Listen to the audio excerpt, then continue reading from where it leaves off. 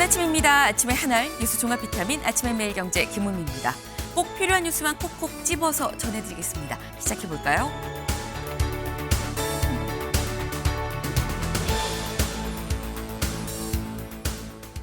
네, 중앙일보 일면입니다. 전교조 이진숙 사퇴, 민노당 강선우 사퇴. 네, 이번 주 인사청문 슈퍼위크다라고 저희가 말씀을 드렸었죠.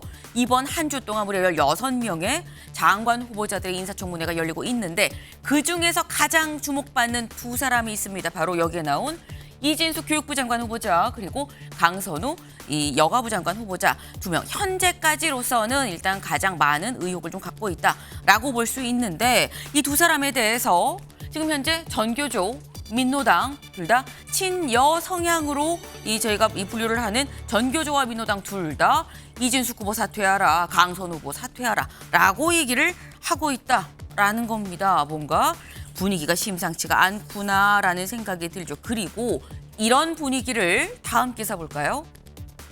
한겨레입니다. 커지는 강의 사퇴론, 대통령실 여론 주시. 네.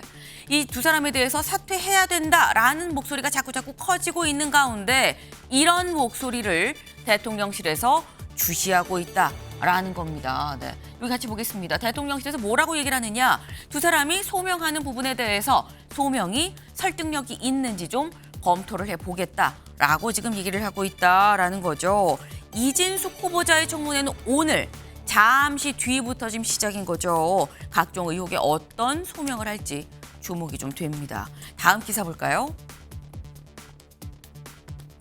동아일보입니다. 특검 건진 강남법당 지하밀실 압수수색. 네, 어제 저희가 방송 중에 조금 들어온 속보입니다라고 하면서 말씀을 드렸던 게 지금 현재 특검에서 김건희 특검에서 이 건진 법사의 법당을 압수수색하고 있는 중입니다라고 말씀을 드렸었어요. 사실 압수수색이 처음 들어간 건 아니죠. 그런데 이번에는 지난번 압수수색에서 하지 않았었던 여기 나와 있죠. 강남법당의 지하 밀실까지도 압수수색을 들어갔다라는 겁니다. 지난 검찰 수사 땐 이 대상에서 빠졌었는데 이번에는 여기도 다 샅샅이 훑었다라는 거죠. 네, 지금 상당히 꼼꼼하게 보고 있다. 그럼 이 비밀 공간에서 특검은 또 무엇을 가지고 나왔냐라는 부분이 주목이 될 수밖에 없습니다. 근데 더불어서 다음 기사 볼까요?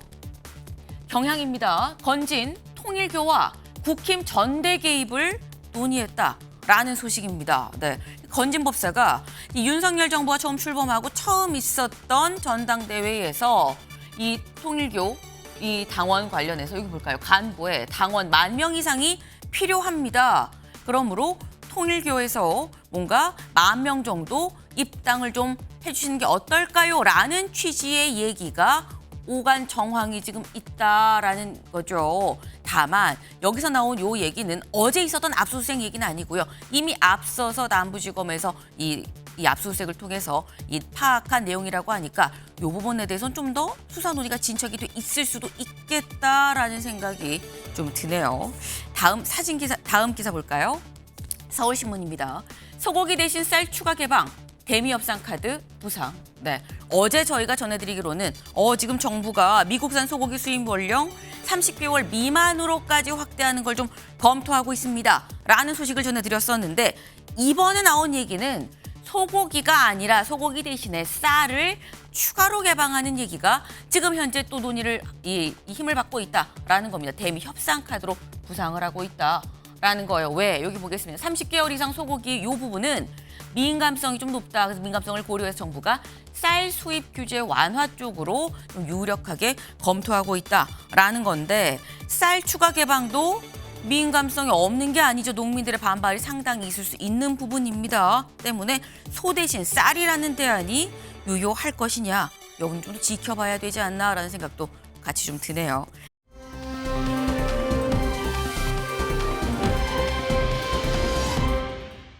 네, 바로 이 모습입니다. 어휴, 이게 다 뭐야? 미치게 번쩍번쩍해. 물이 절줄 지금 들어오고 있습니다. 지하철역이에요. 다만 우리나라는 아니고 여기 뒤에 보이시나요? 이 28번가, 뉴욕 맨해튼의 28번가 지하철역입니다. 그런데 여기에 문을 여니까 물이 줄줄 들어다. 왜? 밖에 폭우가 어마하게 왔다라는 거죠. 시간당 55cm, 50mm 이상의 폭우가 왔다라고 하는데 영상 같이 볼까요? 바로 저 모습입니다. 이거 괜찮은 거야 라는 생각이 들죠. 감전되는 거 아니야 라는 생각이 들 법한 상황. 나갈 수도 없고 계속 있을 수도 없고 이런 상황이다 라는 건데, 근데 문제는 이게 남 일만은 아닐 수도 있다라는 거예요. 왜? 오늘 우리도 전국에 지금 비가 예보가 돼 있습니다. 그리고 특히 오늘 오후부터 수도권, 충청권에서는 지금 뉴욕 맨해튼에 시간당 50mm가 넘는 폭우가 쏟아졌다라고 말씀드렸죠. 우리도 시간당 50mm가 넘는 폭우가 예고가 있습니다. 때문에 출근하시는 길 만반의 준비를 좀 하고 출근하셔야겠다라는 말씀을 좀 같이 드립니다. 아침의 매일경제 뉴스 종합 비타민 언제나처럼 TV로 좀 크게 보시다가요. 궁금한 점 유튜브 댓글로 남겨주시면 같이 좀 얘기를 해보겠습니다. 첫 번째 키워드 들어가 볼까요?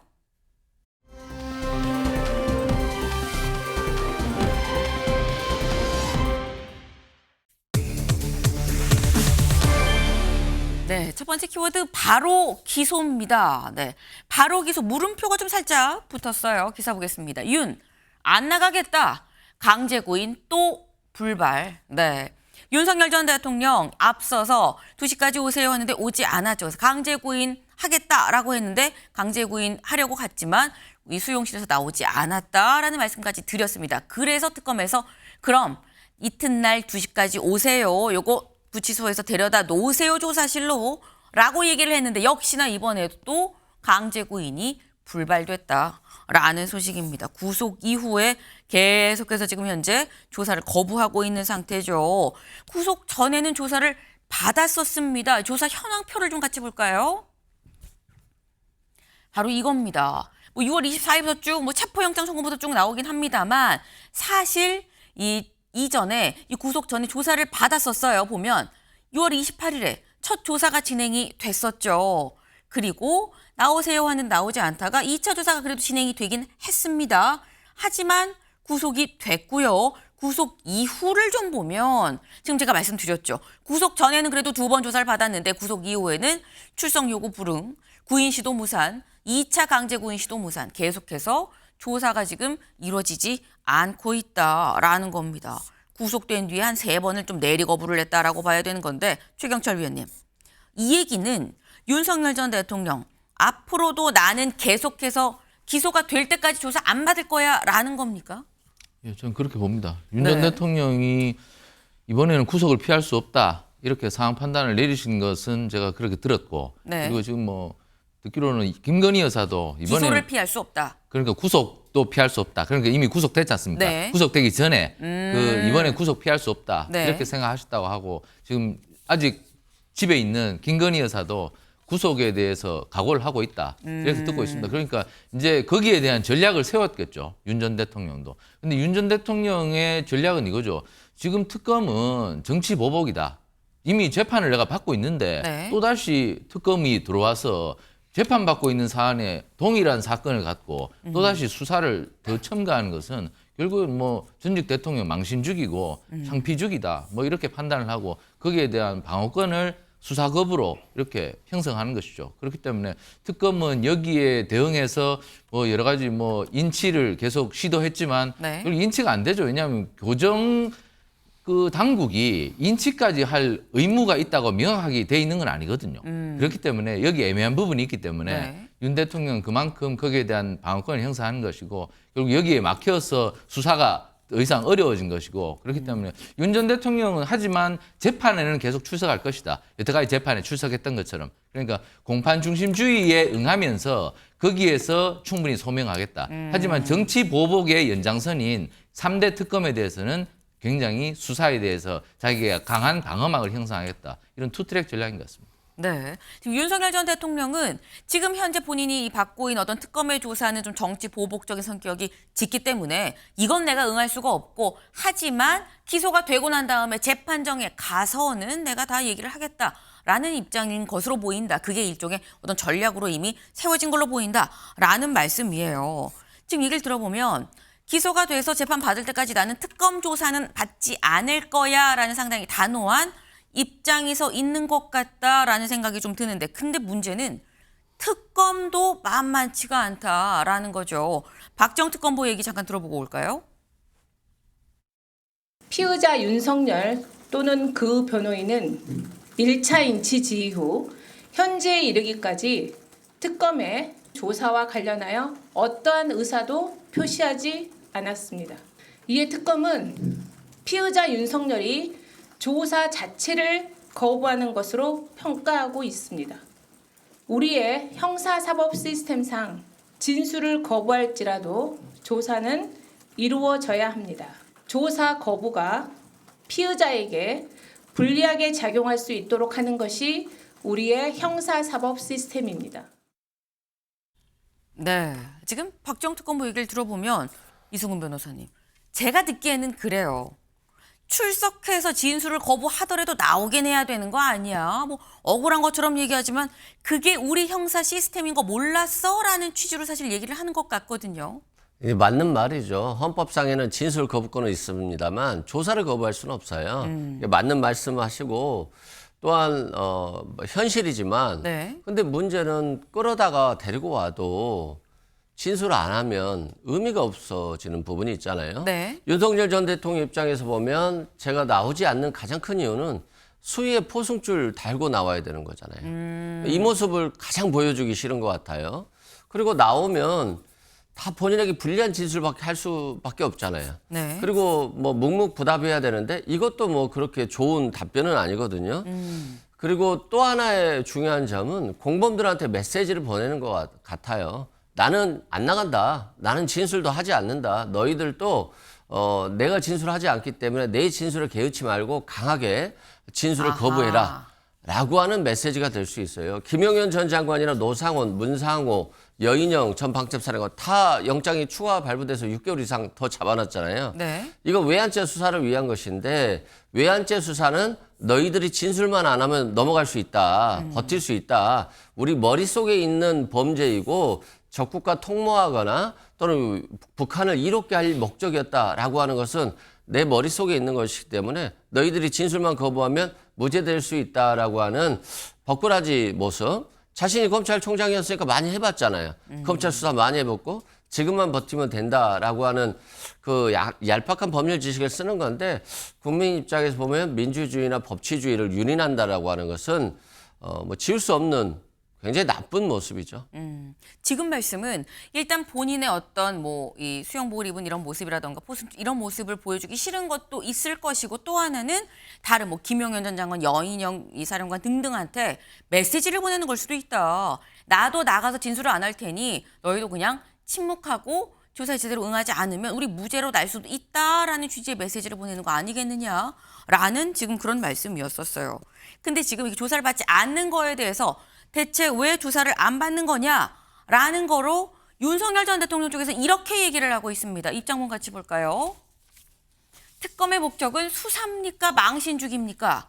일반 국민 한 사람이 된 전직 대통령의 법과 원칙을 운운하기 전에 특검이 적법 절차를 준수하고 피의자와 변호인들한테 부당한 겁박을 멈춰야 된다라고 얘기를 합니다. 그러면서 특검은 조사 여부는 중요하지 않다며 강제 인치를 고집을 하고 있는데 이건 수사의 본질이 아니라 망신주기에 초점이 맞춰져 있음을 스스로 드러낸 거 아닙니까? 수사는 결론을 정해놓고 끼워 맞추는 과정이 돼선 안 됩니다. 라고 얘기를 했습니다. 근데 여기서 하는 얘기는 이게 지금 수사가 목적이라고 한다면 굳이 강제 인치만 있어야 되는 거냐라는 취지로 지금 보이거든요. 최경철 위원님. 네. 지금 사실 방문조사라는 방법도 있는데 왜 방문조사 안 하고 자꾸 강제 인치만 하려고 하는 거야? 라고 얘기를 해요. 윤석열 전 대통령 쪽에서는. 그것도 특검의 하나의 전략이죠. 이 검찰이나 경찰이 일단 피의자 강제 수사를 해놓고 네. 구치소에 놔두면서 자꾸 부릅니다. 이게 일종의 수사 전략입니다. 자꾸 부르면 이 심리적으로 위축이 돼요. 아, 또 불러. 또 무슨 말을 해야 되지? 네. 이거 나 더 혼나는 거 아니야? 이렇게 해서 심리적으로 무너뜨리는 전략 중에 하나입니다. 이게 그렇게 자꾸 불러서 그다음에 조사를 바로 하느냐. 뭐 예전에 제가 뭐 검찰 이렇게 출입할 때는 조사 바로 안 합니다. 한 6시간, 7시간씩 그냥 앉혀놓기도 합니다. 그게 또 전략입니다. 네. 그래놓고 거기서 앉히면서 온갖 심리적으로 위축시켜놓고 그래서 방어권을 완전 무너뜨려 버리는 거죠. 그러면 자백이 술술 나옵니다. 네. 그 과거에는 이렇게 많이 했습니다. 근데 이제는 이렇게 잘 안 하도록 하는 게 규칙이 많이 바뀌었습니다. 이게 가장 많이 변경한 게 지난번 문재인 정부 때죠. 이게 문재인 정부가 이 인권 보호 준칙을 굉장히 강화하는 차원에서 이런 거 하지 마라.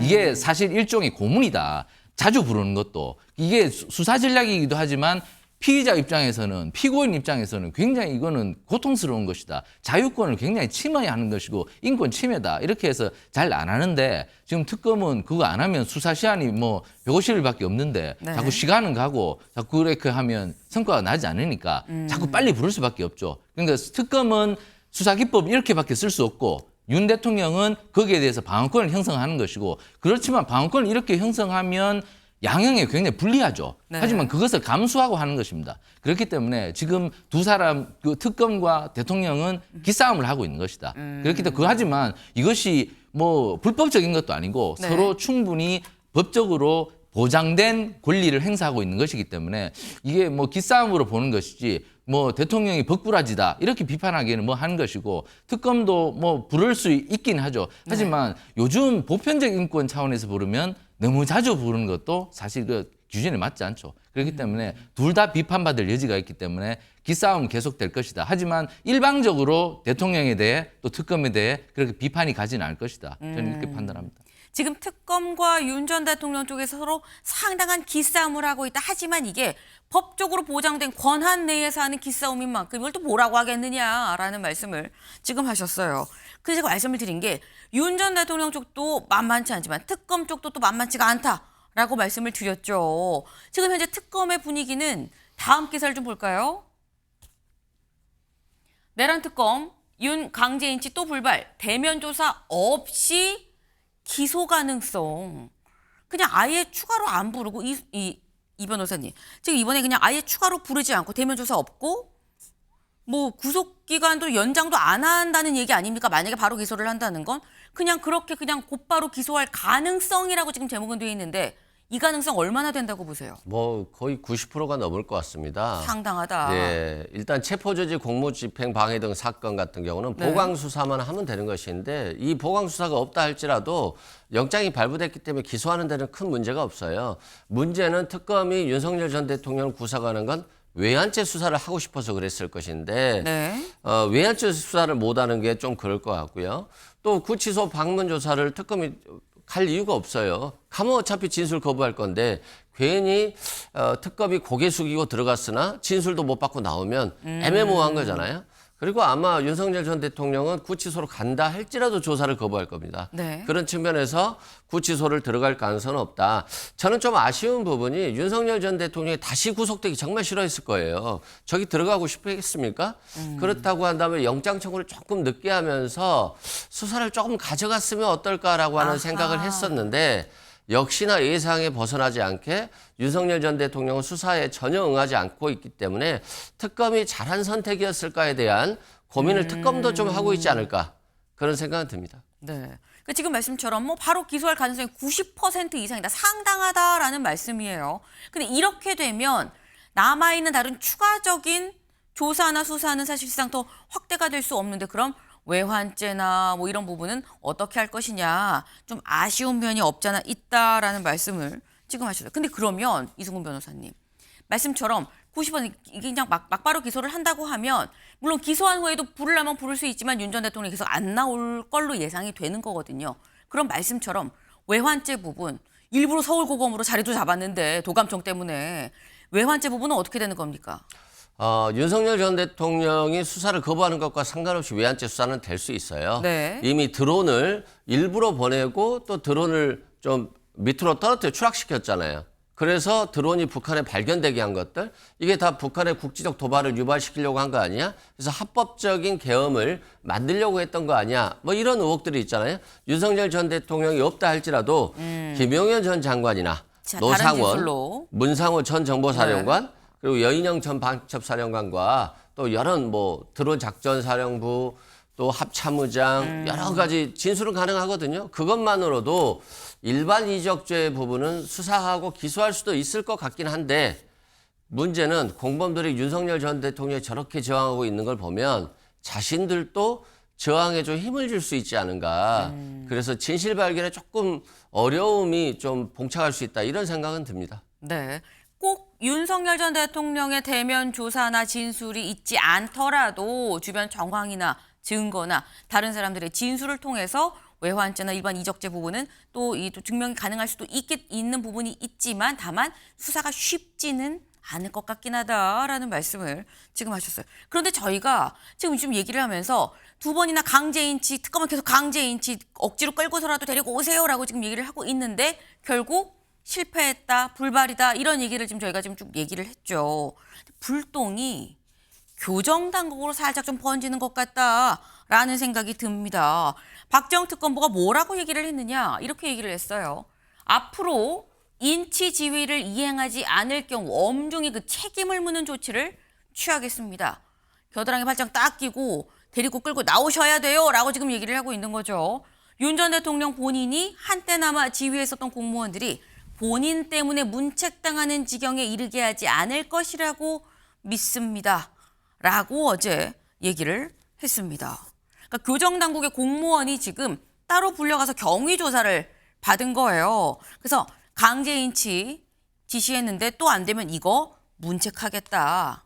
그러면서 이렇게 얘기하죠. 본인 때문에 다른 사람들이 문책당하는 지경에 이르게 하지 않을 거라고 믿고 있다라고 얘기를 했는데 최경철 위원님, 윤 전 대통령 쪽에서는 상당히 좀 압박이 될 수도 있어 보입니다.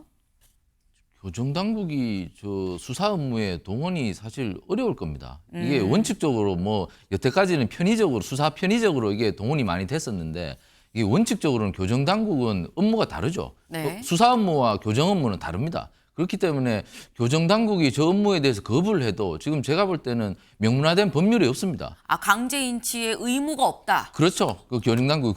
그 사람들은 그냥 지금 그야말로 교정의 업무죠. 그러니까 수사 업무의 연장선에 대해서 자신들이 개입할 권한이 사실 없습니다. 네. 그렇기 때문에 저는 이것을 갖고 교정당국에 대해서 책임을 전가하는 것은 이것은 과거의 구태다. 이게 문재인 정부 때 법무부를 검사 출신들 장관 안 시키고 네. 교수들을 다 시켰습니다. 이게 법무부 무민화의 한 그 조치였죠. 법무부 무민화를 시키는 것은 수사가 자꾸 온갖 것에 다 개입을 해서 뭐 교도소까지 들어와서 수사 업무자들이 마구 전행을 하고 이래서 인권 침해하는 것을 막자고 법무부 무민화를 해서 뭐 박상기 법무부 장관, 그다음에 조국 법무부 장관, 교수들을 계속 장관으로 시켰거든요. 네. 그런 것은 결국에는 수사가 여태까지 너무 과도하게 각종 여러 가지 권한을 휘두르면서 인권을 침해했다. 이런 것 때문에 이렇게 했었는데 이번에 그런 모델이 될 겁니다. 아마 교정당국이 왜 수사 업무에 이렇게 동원이 되어야 되는지 이거 한번 돌아봐야 됩니다. 그렇기 때문에 네. 이번 모델을 삼아서 교정당국에 대해서 이런 수사 업무까지 과중하게 시키는 것은 호송까지는 뭐 가능할지 모르겠지만 네. 인치 업무까지 시킨다는 것은 이 교정당국에 대한 과도한 업무 침해가 아닌가 저는 이렇게 봅니다. 네. 지금 말씀은 교정당국은 교정이 주 업무인 거고 인치하는 건 어떻게 보면 수사 업무의 영역인 건데 거기까지는 할 수 없는 거 아니냐라고 말씀을 하셨는데 약간 좀 비슷한 말을 김계리 변호사가 SNS에 글로 올렸습니다. 매뉴얼대로 업무 처리한 교정당국 공무원들을 참고인 조사란 명목으로 압박을 하는 겁니까? 특검의 교정당국 직원을 불러다가 조사할 수 있는 권한이 있는지 의문입니다라고 하면서 특검의 횡포다라고 얘기를 했는데 이승훈 변호사님, 이거 지금 교정당국에서 강제 인치해야 될 의무는 없는 겁니까? 제가 봤을 때는 있다라고 보고요. 네. 강제 인치는 수사가 아니에요. 검찰이 수사할 수 있도록 데려다 주는 것이에요. 호송 업무에 어떻게 보면 일관적인 부분이 있을 수 있고요. 수사관들이 그럼 너희들 직접 해라라고 할 수 있죠. 네. 근데 수사관들이 윤석열 전 대통령이 머무르고 있는 쇠창살에 있는 그 감방까지 가진 못해요. 들어갈 네. 수가 없어요. 그럼 최소한 수사관들이 있는 곳까지는 인치해 줘야 되거든요. 그래야지만이 수사관들이 다시 체포해서 또는 인치해서 갈 수가 있는 것인데 구치소 공무원들이 저는 못하겠습니다. 전직 대통령이기 때문에 라고 해버리면 네. 사실상 수사가 불가능하죠. 그래서 이건 수사 업무가 아니라 인치 업무다라고 말씀드리고 경우에 따라서는 직무유기가 될 수 있고요. 또 공무집행 방해 혐의도 있을 수 있을 것 같아요. 다만 교정당국 같은 경우는 윤석열 전 대통령을 인치하기 위해서 노력하고 끌고 나오려고 시도했습니다만 강력한 저항에 의해서 못 데리고 나왔습니다. 이런다라고 한다면 변명의 여지가 있지만 아예 처음부터 저는요 못하겠습니다. 전직 대통령인데 어떻게 합니까? 라고 한다면 이건 법질서에 상응한 행동이 아니다. 네. 라고 말씀드립니다. 네. 그러니까 지금 말씀은 인치하는 업무를 이거를 수사의 연장으로 볼 수가 없는 부분이다라고 말씀을 하셨어요. 저희도 안 그래도 이게 어디에 속하는 거냐 살짝 봤었는데 형사소송법 81조가 이런 부분이 있긴 합니다. 구치소 피고인에 대한 구속영장은 검사 지휘에 의해 교도관이 집행한다. 지금 일단 구속 기간 동안에는 이 오라고 인치를 할 수 있다라는 부분인 것 같은데 그렇다고 한다면 또 교도관이 집행한다라는 게 말이 되는 거 아닌가라는 해석도 사실 가능해 보이거든요, 최 의원님. 인치 업무에 대해서 명확한 규정이 없다고 좀 들었습니다. 이 교도관이 어느 정도의 개입을 네. 해야 되느냐. 이게 이명박 대통령이 지금 윤석열 전 대통령이 서울중앙지검장 할 때 구속됐을 때 그때 또 검찰에서 나오라고 그랬죠. 나와서 그 수사 받아라, 네. 그 조사 받아라 계속 3번 불렀는데 다 안 나갔습니다. 그때도 거부할 권리가 있는데 왜 나가냐. 그때 윤석열 중앙지검장 아이 그럼 할 수 없다. 그냥 거기서 뭐 하든지 이건 강제 인치는 안 된다. 이렇게 판단을 내린 사례도 있고 하기 때문에 제가 말씀드렸지 않습니까? 문재인 정부 때 이런 게 굉장히 많이 바뀌었다고요. 네. 많이 바뀌었는데 지금 이재명 정부는 문재인 정부의 바통을 이어받는 정부인데 좀 모순적인 행동을 하고 있는 거예요. 그렇기 때문에 바뀐 것을 왜 또 거꾸로 돌아가는지 그게 이해가 잘 안 되는 것이기 때문에 윤석열 대통령도 잘 아는 거죠. 그때는 이렇게 했는데 왜 이렇게 돌아가. 그렇기 때문에 이렇게 권리를 행사하는 것이기 때문에 이것은 인치가 강제적으로 불가능하다. 교정당국이 나설 수도 없다. 저는 네. 이렇게 보고 그렇기 때문에 그냥 정석대로 하면 됩니다. 그냥 안 나오겠다면 그냥 뭐 방문조사를 하든지 아니면 그냥 기소하든지 이렇게 하면 되는 것이지 굳이 저렇게까지 무리할 필요는 없다고 생각합니다.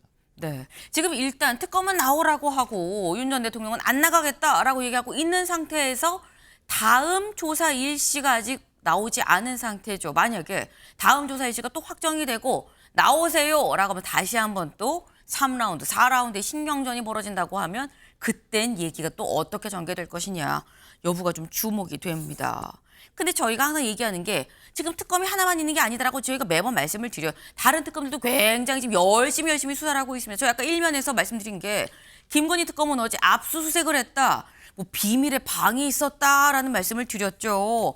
다음 기사 볼까요? 검찰이 놓친 건진법당 비밀의 방 2곳을 찾았다라는 겁니다. 여기 사진 같이 보겠습니다. 지금 이게 이 강남에 있는 이 건진법사의 법당입니다. 근데 이 밖에서 보면 일단 1층, 2층짜리 건물인 거죠. 2층짜리 건물인데 여기를 지금 잘 보면 여기로 가볼게요. 여기 2층이 사실 보면 불상 뒤편에 비밀 공간이 있다. 아마 이 추측컨대 그 비밀 공간이 이 불상 뒤편인 것 같다라는 얘기예요.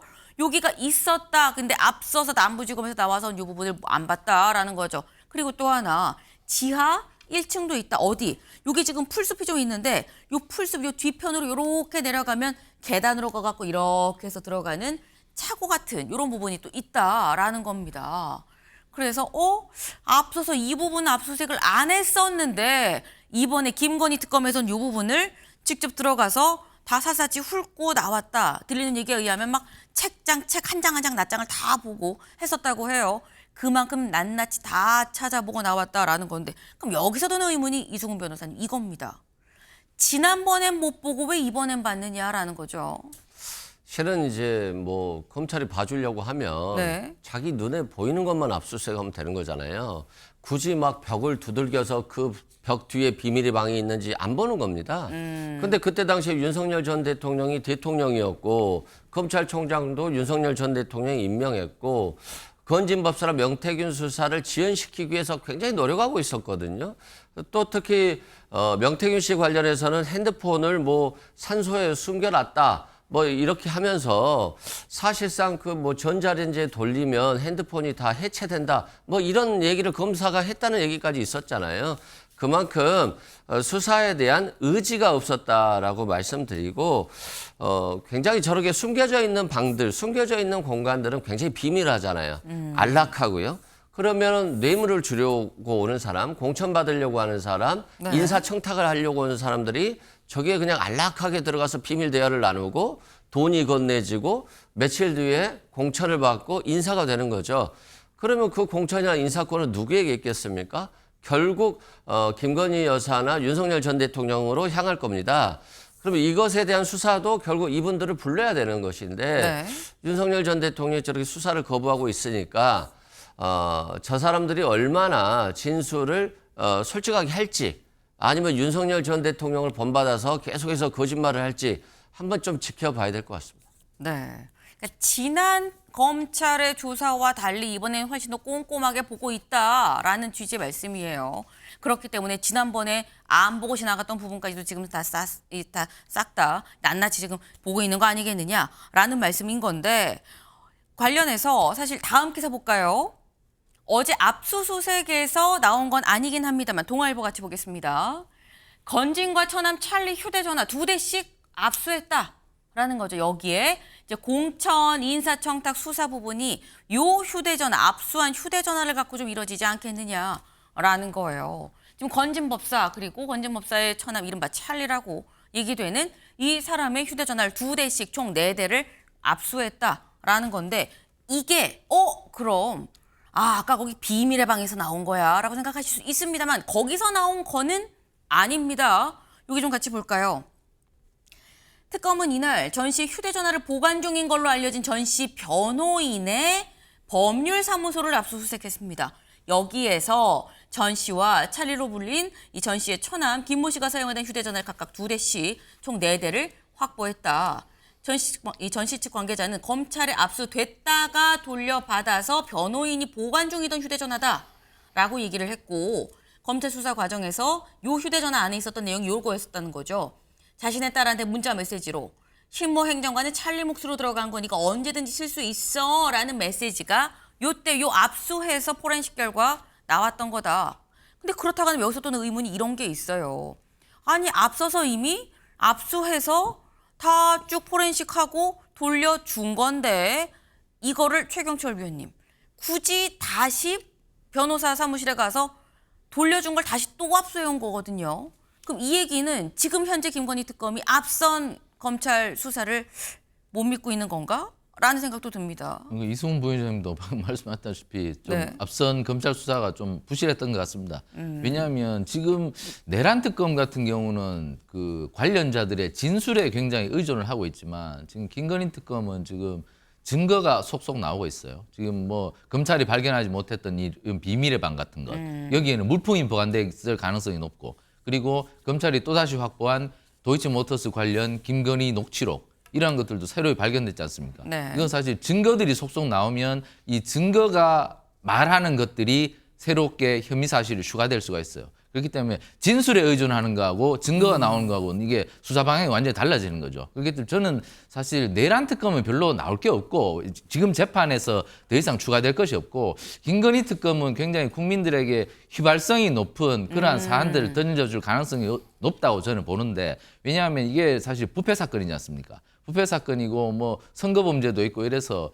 국민들이 분노하시기에 딱 맞는 그런 사안들이 많아서 더욱이 검찰의 부실 수사까지 불거지고 새로운 증거들이 속속 나오면서 여기에 굉장히 김건희 여사는 굉장히 불리해질 가능성이 높다. 김건희 여사 물론 제가 아까 모두 말씀드렸다시피 구속을 각오하고 있답니다. 그만큼 거기에 대해서 뭐 혐의에 대해서 방어도 잘 하겠다는 그런 생각도 하고 있다는데 네. 그러나 이렇게 증거가 많이 나오면 굉장히 불리해질 수가 있다. 그렇기 때문에 뭐 지금 특검이 이왕 수사를 시작했는 김에 좀 제대로 수사를 해서 국민들 의혹을 잘 해소시켜 주시길 기대합니다. 네. 지금 말씀은 내란 특검보다도 사실상 특검이 가장 많은 성과를 좀 이번에 낼 거라고 예상이 되는 건 오히려 김건희 특검이다. 뭔가 자꾸 뭔가 증거가 좀 추가적으로 나오지 않고 나오는 거 아니겠느냐라고 지금 말씀을 하셨어요. 그리고 실제로 어제 첫 체포영장도 지금 현재 청구를 했습니다. 누구에 대해서 다음 기사 볼까요?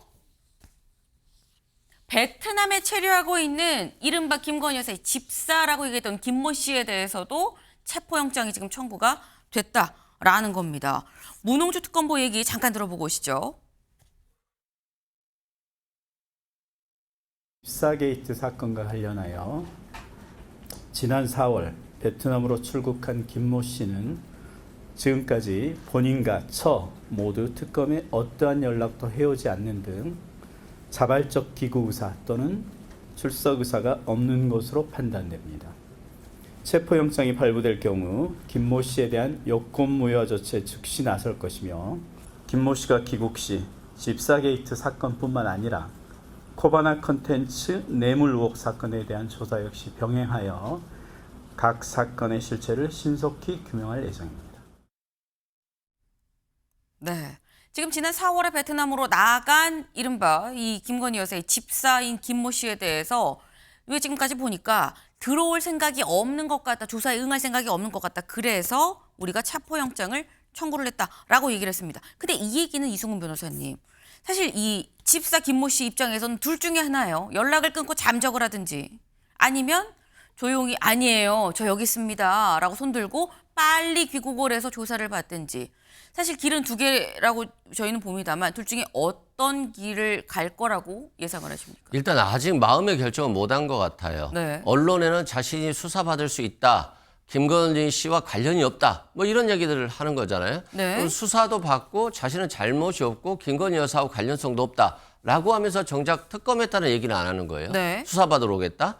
그러니까 기다리다 체포영장 청구하고 여권 무효화 조치를 했잖아요. 그런데 범죄 혐의가 이분도 돌아오면 100% 구속이 될 것 같아요. 왜 그러냐면 특검이 구속되자마자 집도 팔고 사무실도 이전해서 네. 증거를 인멸했거든요.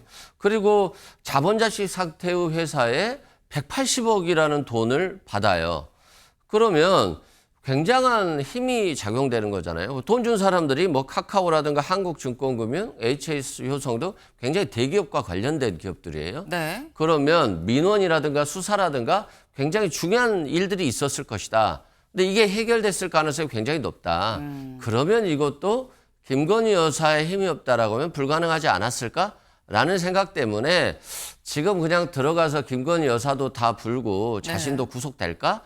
그래서 선처를 받을까 아니면 그냥 계속해서 도주할까 도망 다닐까 하겠습니다만 이게 도망 다니기가 쉬운 게 아니에요. 그 베트남 같은 경우도 다 우리 대한민국 국민들이 많아서 체포될 가능성이 굉장히 높습니다. 네. 그래서 조만간 좀 신경의 변화를 일으킬 가능성은 높아 보인다라고 네. 생각됩니다. 지금 이승훈 변호사님 말씀하시는 중에 저희가 아까 말씀드렸죠.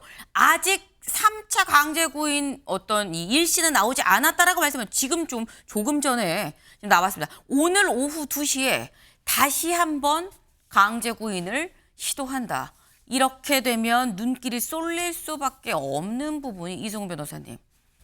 교정당국이 이번에는 그럼 강제로 끌어낼 것이냐라는 겁니다. 짧게. 교정당국도 굉장히 부담스러울 거예요. 네. 뭐 직무유기 등 문제를 삼겠다라고 하는 거니까 최소한 형식적으로라도 윤석열 전 대통령을 끌어내려고 하는 시도는 할 것 같아요. 아하. 그런데 결론은 뭐 실패했다라는 소식이 전해지지 않을까 싶습니다.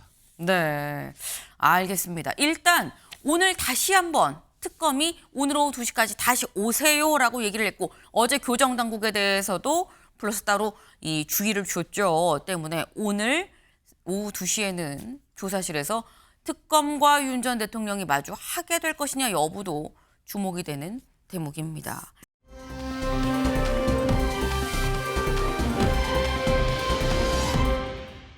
다음으로 좀 넘어가 볼까요? 사람에 주목해보는 시간, 아침엔 피플입니다. 오늘 이렇게 두 사람. 첫 번째, 권오을 보훈부 장관 후보자죠. 권오을 보훈부 장관 후보자 기사 같이 볼까요? 국힘 보훈부 아닌 보은부 아니냐라는 지적이 나왔다는 거예요. 권오을 8년 전 나는 새누리당 탈당했어요 라고 얘기를 했다라는데 이 관련해서 사실 권오을 후보자가 16, 17대에서는 지금 현재 국민의힘의 전신인 한나라당 소속으로 국회의원을 했었죠. 그리고 이후에 국회 사무총장도 했었는데 이번엔 이재명 정부의 장관 후보자로 인사청문을 받게 됐습니다. 그러다 보니까 이런 얘기들이 좀 나왔다라는 건데 직접 들어보고 오실까요? 바로 후보자께서 오심으로써 보훈부가 보은부가 되었다. 후보자의 경력, 언행, 생각 이런 걸 보면은 꼬마 민주당으로 국회의원 되셨다가 신한국당으로 우리 당 쪽으로 이제 오셔서 삼선 의원까지 하셨죠. 네. 이번에 또 당을 바꿔서 이재명 후보 지지 선언을 하고 대표적인 보훈 인사로 언론이나 뭐 여기저기서 얘기가 나오고 있고 시쳇말로 꿀 빠는 인생이다 이런 비아냥도 나오는데 그렇게 또 생각하시는구나 이렇게 생각을 했고요. 네. 지금 현재 뭐 꿀 빠는 인생 뭐 이런 얘기까지 지금 나왔어요. 권오을 여러 사업체 실제로 내가 좀 근무를 했다. 뭐 공무만 있었던 게 아니다. 이름만 건 게 아니다라는 얘기도 나왔고 야당에선 국민의힘에선 철새 정치 아니냐. 꿀 빠는 인생이란 얘기까지도 나온다라고 얘기가 나왔다라는 거죠. 근데 이게 최경철 위원님 처음에 권오을 후보에 대해서는 뭐 통합적인 어떤 그런 후보 인사 아니겠느냐라는 얘기가 있었는데 지금 국민의힘의 이런 입장을 보면 국민의힘에선 전혀 통합의 어떤 메시지로 이런 통합적인 인사로 권 후보를 생각하는 것 같지는 않습니다. 뭐 철새로 규정하는 것 같습니다. 저는 뭐 권오을 그 법무장관 후보자하고 잘 아는데 네. 그리고 이렇게 좀 비판하기가 좀 뭐 하고 그리고 권오을 장관 후보자가 지난번에 민주당 갈 때도 네. 저하고 연락을 했었는데 네. 그때 뭐 저는 뭐 강력하게 반대를 안 했습니다. 근데 뭐 가신다고 하길래 가시던데 어쨌든 저는 모습이 좋은 건 아니죠. 뭐 초선 의원 정도 하시다가 다른 정당으로 가시는 것은 뭐 그럴 수도 있겠다 싶지만 3선까지 하신 분이 그 다른 정당을 가시다는 것은 자신의 과거를 모두 다 좀 백지화하는 것 같아서 그런 점이 좀 아쉽습니다. 그러니까 정치인은 그리고 정당에서 생활하는 것인데 정당은 생각이 같은 사람들끼리 모여있는 집합체지 않습니까? 그러면 생각이 또 갑자기 바뀌었다는 거지 않습니까? 민주당으로. 생각이 근데 사람이 그렇게 확확 바뀝니까? 생각이 바뀌는 것이 아니고 결국에는 뭐 벼슬이 좀 아쉬운 것이죠. 그렇기 때문에 그렇게 가시는 것인데 저런 모습은 바람직하지 않습니다. 근데 제가 그 가신다고 했을 때 저는 뭐 비판을 안 했는데 네. 어쨌거나 지금 여러분들이 보시기에는 별로 좋은 모습이 아니다. 특히 지금 이 정부에서 농림부 장관도 지난 정부에서 뭐 양호법 같은 경우 굉장히 비판하다가 여기 와서 또 말을 바꾸지 않습니까? 그런 거 보면 생각을 그렇게 자주 바꾸는 것은 철학을 자주 바꾸는 것은 좋지 않다. 이렇게 말씀드리고 싶습니다. 네, 말을 처음에 좀 조심조심 좀 시작을 하셨는데 결론은 좋지 않다라고 지금 결론이 일단 났어요. 근데 사실 권오을 후보에 대해서는 아니 우리 당이어서는 어떻게 저기 가서 장관을 한다고 하는 거야? 라는 국민의힘의 약간 어떤 배신감 같은 이런 분위기도 지금 영상으로 좀 보셨는데 이거 말고 갑자기 난데없이 무속 논란이 좀 빚어졌습니다. 무슨 얘기인지 직접 보고 오시죠. 평소에 무속에 대해서 공부한 적이 있거나 신기가 있으십니까? 그런 거는 그러시죠? 없습니다. 예. 대통령 각하 유경수 여사님 이번엔 누구입니까? 물었더니 박정희 대통령께서 이번은 이재명이다. 그렇게 말씀하셨다. 이렇게 대중을 상대로 연설을 하셨습니다. 박정희 대통령 생가를 찾아서 박정희 대통령 유경수 여사님의 참배를 한 뒤에 조용히 여쭤봤습니다. 이번에는 누구입니까? 박정희 대통령께서 이재명이다. 유경수 여사 말씀이 당당하고 떳떳하게 기호 1번 이재명 외쳐라 하셨습니다, 여러분. 네. 아니 갑자기 왜 무속 신기가 있냐고 추경호 의원이 왜 물어보나 했는데 이승훈 변호사님 박정희 유경수 여사한테 좀 물어보니까 이번엔 이재명이다라고 얘기를 들었다는 거 이게 무슨 말입니까? 정치적 메시지죠. 자신이 이재명 대통령 후보를 선택했고 네. 박정희 전 대통령 측에 기도도 했지만 아무리 봐도 이재명 후보다라고 하는 저런 정치적 메시지인데 저렇게 강하게 해야 됩니다. 정치인들은. 그렇지 않으면 각인되지가 않아요. 네. 그래서 자신의 어떤 정치적 소신을 강하게 말씀드리고 네. 무속인 비판은 좀 김건희 여사나 그럴 때 좀 했으면 윤석열 전 대통령이 지금 저 상황이 아니지 않았겠습니까? 좀 어색하다 생각되고 권오을 지금 후보자가 과거 박근혜 전 대통령 탄핵되고 나서 박근혜 전 대통령이 잘못했다, 국정농단 잘못했다라고 하면서 본인이 탈당하고 무소속으로 굉장히 오랜 기간 있었어요. 그걸 저런 분의 어떤 행적을 지금 철새라고 하기는 좀 아닌 것 같고요. 오히려 윤석열 전 대통령 탄핵에 대해서도 윤석열 전 대통령이 잘못했기 때문에 이제 더 이상 보수는 희망이 없다라고 해서 민주당으로 오셨다는 부분에 있어서 저는 잘 선택했다. 그리고 요즘 직장인들은요. 직장 자주 옮깁니다. 잘못되고 마음에 안 들면 옮겨야죠. 뭐 그렇지 않겠습니까? 네. 요즘 직장인들은 직장 자주 옮긴다라고 또 말씀을 하셨어요. 네. 일단 권오을 후보에 대해서도 청문회가 있었죠. 때문에 이후에 또 장관으로 임명될지 여부, 보고서 채택 여부까지도 좀 봐야 되겠다라는 생각이 좀 듭니다.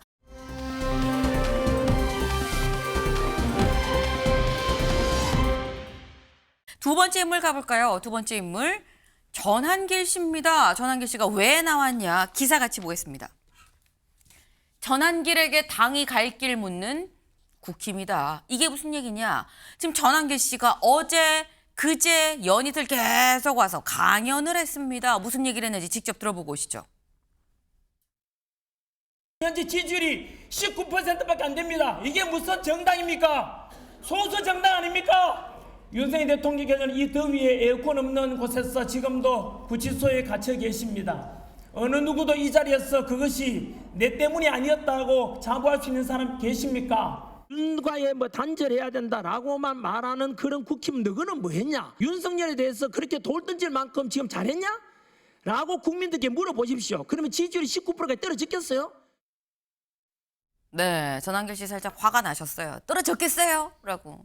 이게 지금 못마땅합니다. 자꾸 윤과 어떻게 절연을 한다고 이렇게 얘기를 하는 게 이게 지금 맞는 거냐라는 취지의 지금 얘기인 건데, 최경철 위원님. 지금 국민의힘의 혁신위가 출범이 돼 있습니다. 근데 혁신위에서는 약간 절연하고 우리 반성하자, 도래 새기자, 당원 단계 새기자 하는 입장과는 상당히 좀 반대되는 얘기인 것 같거든요. 네, 뭐 전한길 저분도 꽤 오래전부터 아는 분인데 뭐 어쨌든 좀 비판을 좀 해야 되겠습니다. 이게 흥분을 좀 가라앉힐 시기죠. 지금은 그 윤 전 대통령 탄핵 국면에서 뭐 여러 가지 흥분한 그리고 감정적인 이런 부분들이 많이 삽입됐다면 이제 그것들을 좀 빼고 대선이 끝났으니까 이제 야당이 되었으니 야당으로서 어떻게 가야 될 길을 모색해야 될 것인지를 이제 찾아야 된다고 생각합니다. 그렇다면 지금 야당으로서 가야 될 것은 지금 야당이니까 야당의 뭐 투쟁 의지도 좀 보여주고 야당의 능력도 보여줘야 되니까 지금 아스팔트에 데모했던 그 감정을 계속 간다면 국민들이 지지하지 않으실 겁니다. 지금은 원내에서 최대한 여당을 견제하고 정부를 비판하는 그러한 힘을 길러야지 네. 지금 계속 과거에 얽매인다면 국민의힘이 갈 길이 없다고 생각합니다. 물론 저런 주장도 뭐 들을 필요는 있습니다. 하지만 그것에 몰입된다면 미래가 없다고 생각합니다. 전한길 저 강사께서 여러 가지 노력도 많이 하셨지만 이제는 그 한 발 물러서서 차가운 이성으로 접근해야 될 시기가 왔다. 지금 계속 시간이 갈수록 사람이 같다면 안 되겠죠. 사람이 좀 바뀔 필요도 있다고 생각합니다. 변화를 모색할 때다 이런 충고를 드리고 싶습니다. 네, 이제는 야당으로서의 준비를 해야 된다, 변화해야 된다라는 좀 쓴소리를 주셨습니다. 다음으로 좀 넘어가 보겠습니다.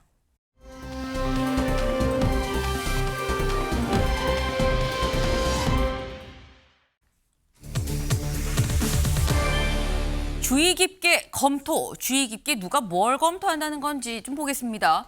이진숙 자질 논란, 전교조도 자진 사퇴하라. 잠시 뒤면 열릴 인사청문회 대상 중에 한 명이죠. 이진숙 교육부 장관 후보자입니다. 이진숙 교육부 장관 후보자에 대해서 자꾸 자질 논란이 일고 있다. 그런데 이 자질 논란 중에 전교조에서도 어제 사퇴하라는 얘기가 나왔습니다. 직접 영상으로 확인해 보시죠. 이재명 대통령은 지금이라도 부적격 교육부 장관 지명을 철회해야 합니다. 그것이 바로 공교육을 지키라는 국민들의 명령을 받드는 것이자. 네. 지금 이진숙 후보자 자진 사퇴해야 된다라고 지금 얘기를 하고 있습니다. 근데 사실 이게 좀 의아하다고 생각이 될 수 있는 부분이 윤경호 위원님. 전교조는 지금 현재 민주당 친여와 좀 이 성향을 같이 하는다고 생각을 하는데 거기에서 이진숙 후보자에 대해서 사퇴하라는 얘기는 좀 약간 뜻밖이다라는 생각이 들기도 하고요. 예, 공교육을 총괄하는 공교육 정책을 책임지는 자리에 갈 인물이 아니다 이렇게 판단을 한 것 같아요. 뭐 여러 가지를 이유를 대겠지만 네. 제가 본 바로는 둘째 딸이 중학교 3학년 1학년 때 미국의 보딩스쿨이라고 그러잖아요. 기숙학교. 네. 거기에 가게 되는 과정이 초중등법 교육법 위반이다. 그러니까 부모와 함께 가지 않고 미성년자만 가는. 그러니까 이제 그거에 대한 해명을 이진숙 후보자는 본인의 의지가 강했다 이렇게 말하지만 그거에 대해서 전교조가 아마 강한 실망 표출을 한 걸로 그렇게 보이고요. 뭐 다른 교육단체들은 이제 논문 표절 문제를 얘기를 하죠. 그러니까 그 두 가지를 놓고 보면 이진숙 교육부 장관 후보자가 교육 정책을 책임지는 자리에는 정말 맞지 않는 거다. 바로 그 점이 가장 아픈 점 아닌가 싶습니다. 네. 그러니까 아마도 이 다른 자리가 아니라 또 교육부 장관이기 때문에 더더욱 지금 이런 부분 뭐 자녀를 좀 조기 교육을 빨리 보내고 그리고 뭐 논문적인 부분들이 이런 부분들이 더 아프게 다가오는 거 아니겠느냐라는 말씀을 하셨어요. 이진숙 후보자가 받는 의혹이 몇 가지가 있죠. 같이 좀 볼까요? 논문 관련이 좀 많습니다. 제자 논문을 표절했다라는 얘기가 있고요. 본인 논문, 자기 표절이죠. 이중 게재했다라는 이런 부분이 있고요. 그 논문을 쓸 때 사람을 대상으로 하는 실험일 경우에는 이 생명윤리위의 승인을 먼저 받고 그리고 실험을 해야 되는데 관련해서 그런 거 없이 그냥 논문 썼다라는 부분이 있고요. 그리고 이런 중복 게재나 이런 걸 통해서 연구비를 과다하게 수령했다라는 부분이 또 다시 또 이게 의혹으로 나옵니다. 그리고 아까 말씀하셨던 자녀의 조기 유학 부분이 있다. 뭐 굉장히 비싼 유학인데 그걸 보냈다라는 부분도 있고요. 그리고 조기에 사실상 보호자 없이 보낼 수 없는 부분인데 이걸 좀 보냈다라는 이런 부분도 있고, 그러니까 이런 의혹들을 지금 다 총괄해서 아마도 전교조에서 얘기를 한 것 같다라는 건데 이 의혹의 자녀 부분보다는 사실 논문 관련이 더 많죠. 아까 저희 기사 다시 볼까요? 기사에도 살짝 나와 있습니다. 여기 보면 전교조 말고 11개 교수 학술단체 연합체인 범학계 국민검증단이 보니까 논문 150개 중에 16개의 연구윤리 위반 문제가 발견이 됐다라고 지금 얘기를 했어요. 직접 들어보시죠. 논문 표절 논란에 휘말린다는 것은 개인의 문제를 넘어 우리나라 학계의 연구윤리 전체에 영향을 미치는 사안이며 거의 모든 단체에서 이진숙 후보께서 자진 사퇴하시면 좋겠다라고 말씀들을 하십니다. 생각이 다르지는 않습니다. 네, 지금 다들 자진 사퇴해야 된다고 얘기하는데 생각이 다르지 않습니다. 고로 우리도 자진 사퇴해야 된다고 생각해요라고 지금 얘기를 한 거죠. 근데 이 단체가 이 범학계 국민검증단이 어떤 단체냐? 여기 볼까요? 김건희 여사의 유지와 이진숙 후보자의 정도, 정자가 영어로 이 오탈자가 나면 이렇게 WJD가 되죠. 이진숙 후보자의 정도라는 게 오늘 국민일보 기사의 제목입니다. 지금 이 범학계 국민검증단이 최수영 위원님, 지금 김건희 여사의 유지 논문 이거 문제가 있다, 이거 학위 박탈해야 된다라고 얘기했었던 단체거든요. 그러면 김 여사의 유지와 이진숙 후보자의 정도는 다른 거냐? 라는 거죠. 그러니까 제가 바로 지난주에서 여기서 그때 유지라는 말을 제가 하면서 이 논문 표절 심각하다고 얘기했는데 그대로 이제 이게 적용이 되더라고요. 근데 이게 더 심각한 거는 김 여사는 공적 지위에 불과한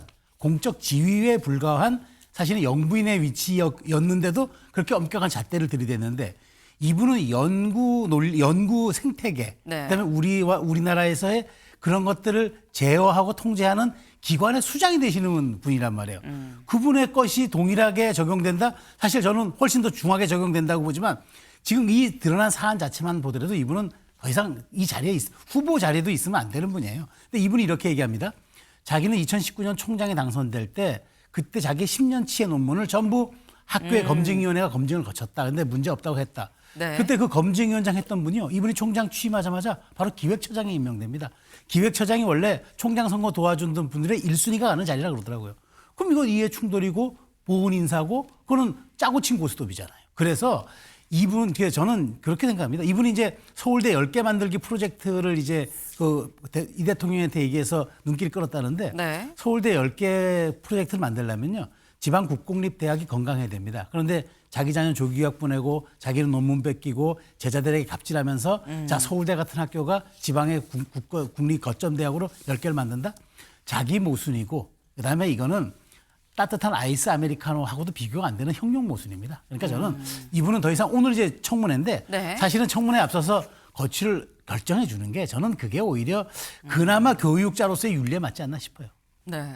사실 지금 이진숙 후보자는 내가 청문회에서 다 말씀을 드리겠습니다라고 계속해서 얘기를 하고 있죠. 그리고 그 청문회가 잠시 뒤에 열립니다. 때문에 이 청문회에서 여기 저희 쭉 얘기한 이런 문제들, 논문의 제자의 논문 표절, 자기 표절, 그리고 뭐 연구비 과다수령 등등등 이런 자녀의 조기 유학 등등등 이런 문제에 대해서 뭐라고 이 해명을 할 것이냐, 그 해명이 또 설득력이 있을 것이냐 여부가 주목이 될 수밖에 없다라는 생각이 좀 듭니다. 근데 더불어서 지금 이진숙 후보자는 오늘 청문회죠. 근데 청문회가 이미 끝났는데 논란이 여전한 사람이 있습니다. 다음 기사 볼까요?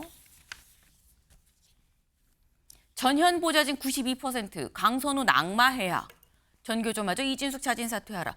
지금 이 전교조 얘기는 아까 저희가 봤죠. 근데 이 앞부분 전현직 보좌진의 92%가 강선우 여가부 장관 후보에 대해서 이거 낙마해야 됩니다라고 얘기를 했다라는 거예요. 이게 무슨 얘기냐? 여기 좀 보겠습니다. 지금 이 전현직 보좌진들이 들어있는 이 게시판이 있죠. 근데 여기에서 투표를 해봤다는 겁니다.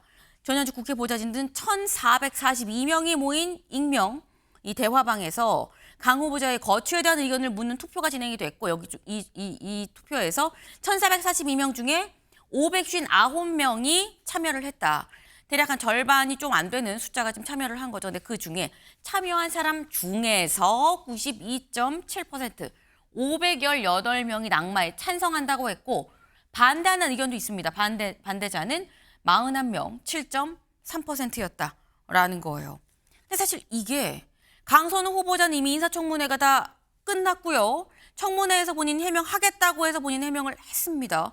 윤경호 의원님. 근데 그럼에도 불구하고 물론 이 전현 보좌진이 다 민주당, 이 국민의힘 보좌진만 한 건 아닐 수 이 국민의힘 보좌진 혹은 민주당 보좌진만은 아니겠습니다만 참여한 사람 중에 92.7% 낙마해야 된다고 지금 얘기를 하는 건 뭔가 소명이 안 된 거 아니냐라는 얘기가 나올 수 있어요.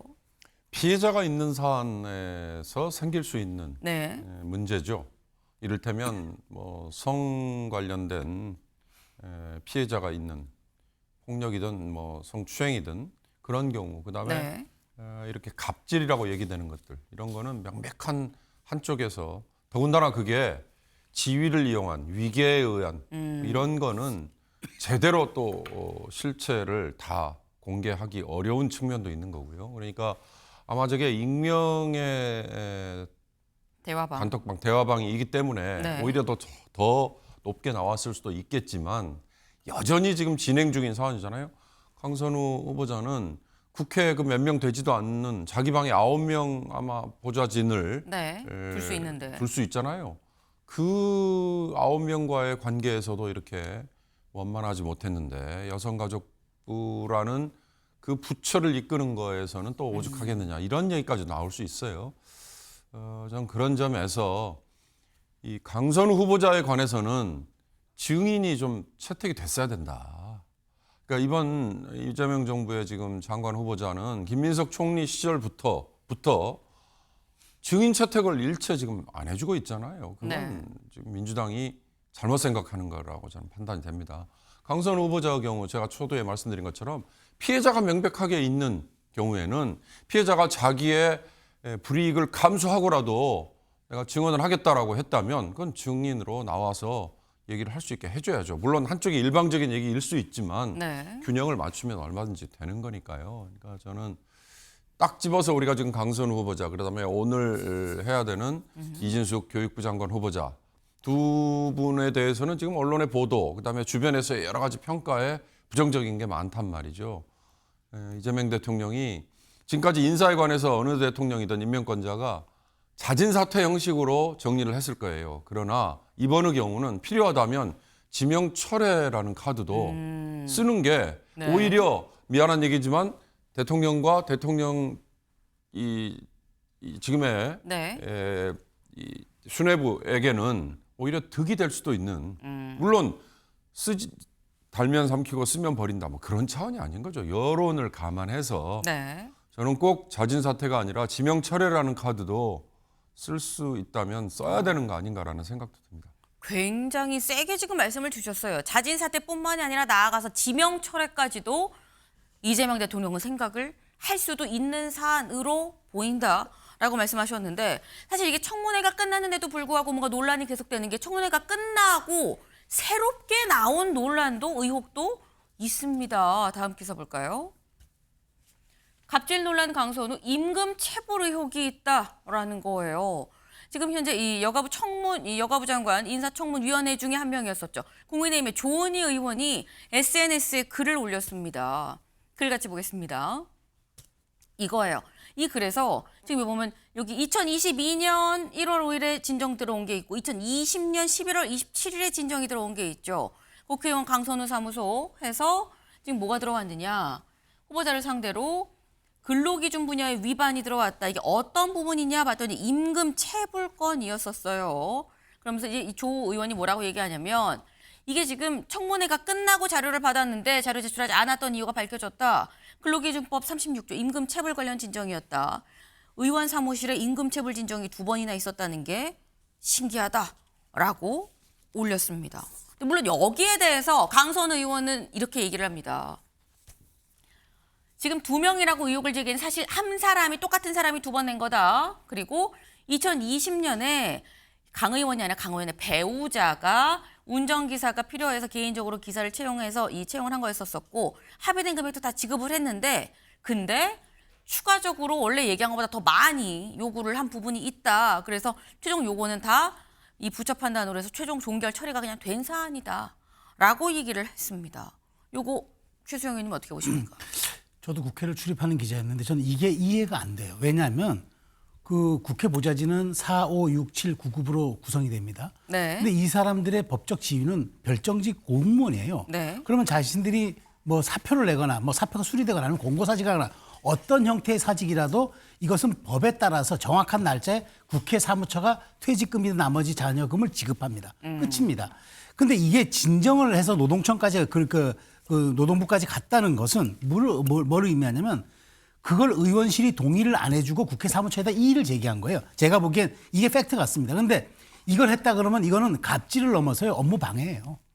그러니까 저는 이건 대단히 심각한 상황. 그러니까 물론 한 사람이 했건 그게 중요하지 않습니다. 네. 그냥 공무원이면은 퇴직하면 자동적으로 그만두고 어쨌든 돈이 입금되고 그걸로 정산되는 게 누군가의 그 이의를 제기해서 그게 국회 사무처를 대상으로 했겠죠. 네. 그렇다면 이거는 사실은 어찌 보면은 범죄 행위에 가까운 그런 사안이고 업무 방해죄가 적용될 수도 있다고 보기 때문에 그래서 이제 자료를 제출한 것 같이 안 낸 것 같아요. 그러니까 저는 이번에 이재명 정부의 인사청문회 뉴노멀이 3개 나온 게 무자료, 무증인, 그다음에 무반응입니다.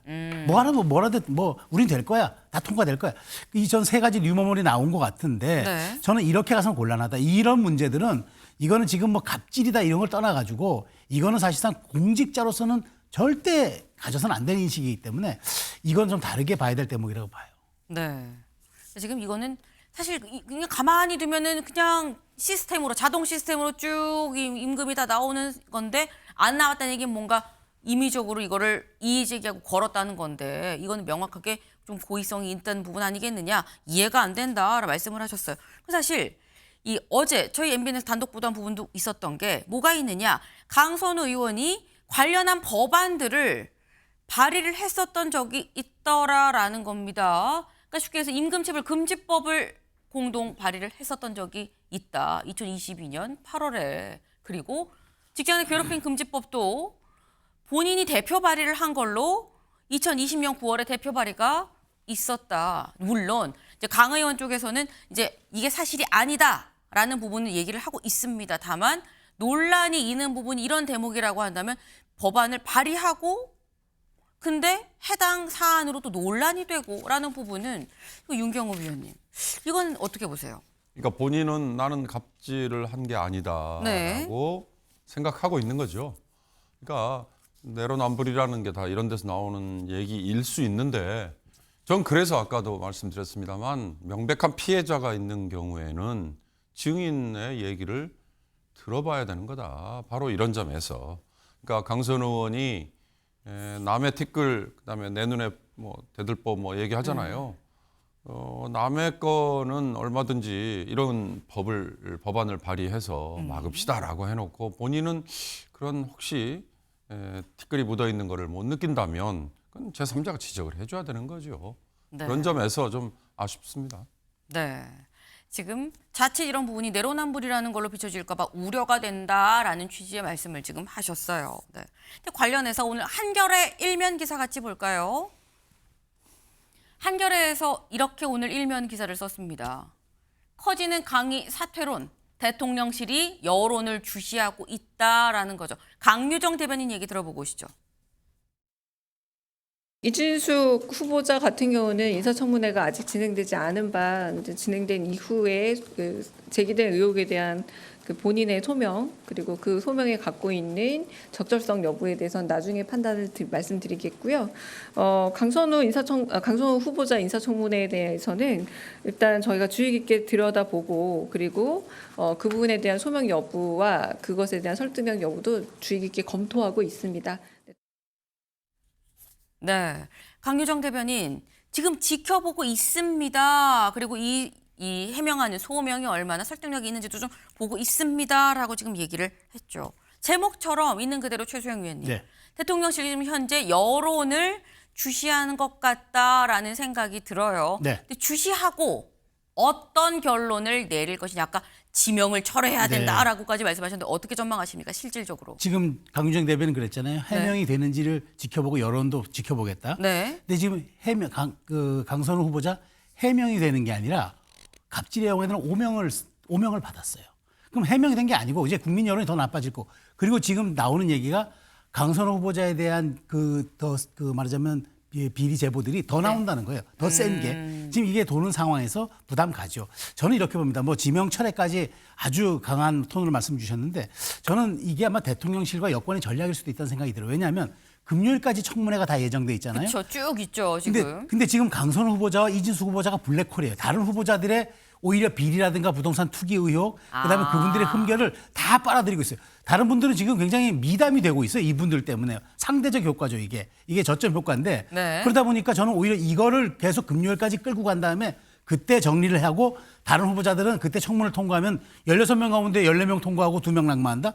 그렇다면 오히려 이게 아까 제가 말한 대로 반응성의 문제. 정치는 문제를 제기하면 여론이 뜨거우면 반응을 해줘야죠. 네. 조응성과 반응성이 정치의 핵심인데 그거를 아마 대통령실이 보여주고 여권과 조율하고 있는 게 아닌가. 저는 살짝 그런 생각이 들어서 금요일까지 지켜보는 방탄 역할을 할 것이 아닌가 싶습니다. 지금 말씀은 이런 거예요. 일단 두 후보자한테 모두의 시선이 쏠려 있기 때문에 상대적으로 다른 후보자들은 좀 수월하게 청문회를 넘어갈 수도 있는 효과가 또 있다. 그렇기 때문에 금요일 청문회가 다 끝날 때까지는 일단 두 후보자에 대한 판단이 명확하게 표출이 되지 않겠지만 금요일까지 다 16명에 대한 청문회가 끝나면 그 다음에는 가타부타 입장이 나올 걸로 보이고 추측컨대 뭔가 자진 사퇴거나 이런 부분이 아니겠느냐라고 말씀을 하셨습니다. 금요일까지 지켜봐야 될 것 같네요. 네, 당장 오늘 이진숙 후보자의 청문회도 좀 봐야 될 것 같습니다. 저희가 준비한 소식 오늘 여기까지입니다. 오늘도 좋은 하루 보내세요.